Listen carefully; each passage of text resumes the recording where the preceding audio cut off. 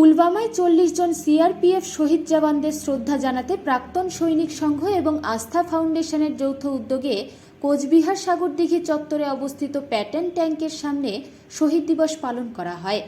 এদিন সকালে প্রথমে বীর শহীদদের ফটোতে ফুল নিবেদন ও তার সাথে মোমবাতি ধূপকাঠি জ্বালিয়ে শ্রদ্ধা জানান সংগঠনের সদস্যরা।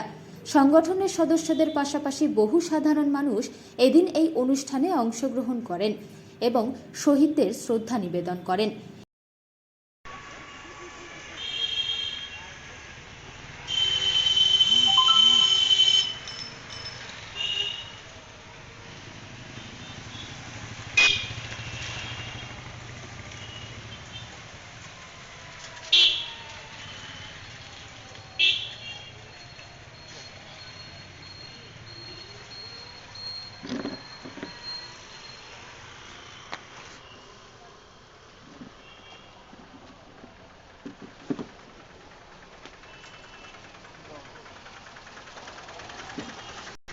14 ফেব্রুয়ারি আপনারা নিশ্চয়ই জানেন যে ভারতবর্ষের একটা কালা দিন আজকে।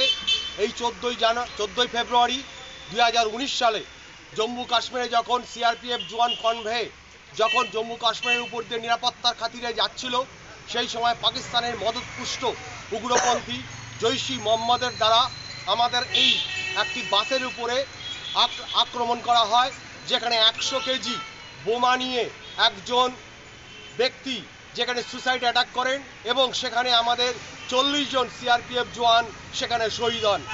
এবং সেখানে আমরা আজকে সেই দিনে সেই জওয়ানদের প্রতি শ্রদ্ধা জ্ঞাপন করবার জন্য প্রতি বছরের ন্যায় আমরা এই প্যাটার্ন ট্যাঙ্কের সামনে আস্থা ফাউন্ডেশনের উপস্থাপনায় এবং জেলা প্রাক্তন সৈনিক সংঘের সহায়তায় আমরা আজকে এই দিনটিকে আমরা কালা দিবস হিসেবে পালন করার মধ্য দিয়ে আমরা সেই 40 জন শহীদ যারা শহীদ হয়েছেন দেশের স্বার্থে, দেশের সার্বভৌমত্বের স্বার্থে, দেশকে রক্ষার স্বার্থে, তাদের প্রতি শ্রদ্ধা জ্ঞাপন করছি আমরা আজকে এই কালা দিবসের মধ্য দিয়ে।